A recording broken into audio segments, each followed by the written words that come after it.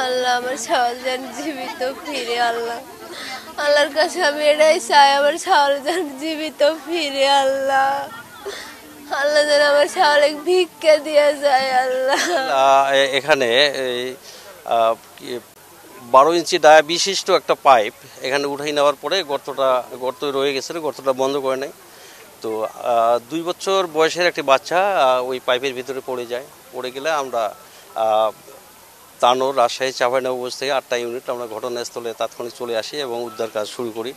বিশেষ করে এই উদ্ধার কাজে স্থানীয় জনগণ আমাদেরকে সহযোগিতা করেছেন। স্থানীয় প্রশাসন, বিশেষ করে ইউনো মহোদয় এবং উপজেলা প্রশাসন, আপনারা আমাদেরকে সহযোগিতা করেছেন। আর আমাদের ডিজি মহোদয় প্রতিনিয়ত আমাদেরকে প্রয়োজনীয় দিক নির্দেশনা দিচ্ছেন, ডাইরেক্টর স্যাররা আমাদেরকে প্রয়োজনীয় দিক নির্দেশনা দিচ্ছেন।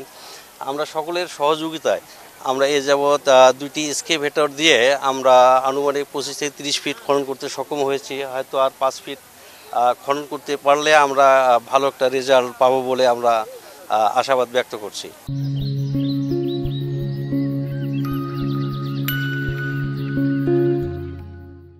এটা আমরা যতক্ষণ 35 ফিট আমরা খুঁড়তে পারলে, যেহেতু 12 ইঞ্চি ডায়া বিশিষ্ট পাইপের ভিতরে আমরা 6 ইঞ্চি ডায়া বিশিষ্ট একটা পাইপ ঢুকাই দিয়েছি।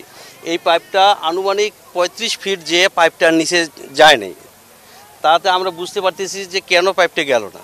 হয়তো বা বাচ্চাটা সেখানে আটকে থাকতে পারে, বা আমরা এই পর্যন্ত গেলে ইনশাল্লাহ আমরা একটা ভালো কিছু জানাতে পারবো বলে আমি মনে করি।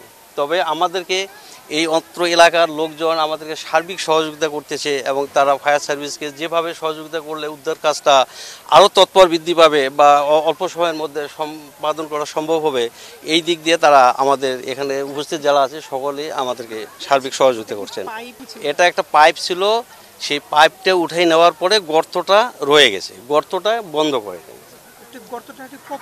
12 ইঞ্চি ডায়া পাইপ ছিল, এই পাইপটা যেহেতু 12 ইঞ্চি ডায়া ছিল, পাইপের গর্তটা 12 ইঞ্চি হওয়াটাই স্বাভাবিক।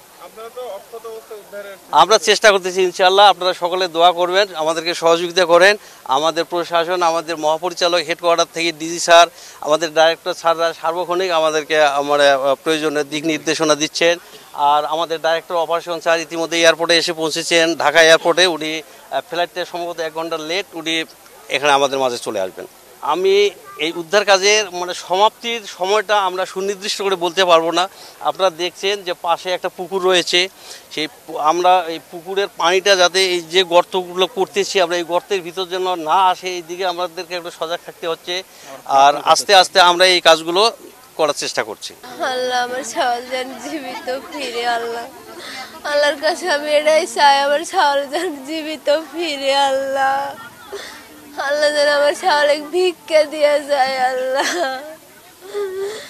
আল্লাহ আমার ছাওয়াল যেন ভিক্ষা দিয়ে যায় আল্লাহ আল্লাহ আমি আমার ছাওয়ালে জীবিত চাই রে আল্লাহ আল্লাহ আমার ছাওয়ালে তুমি জীবিত দিও আল্লাহ আল্লাহ।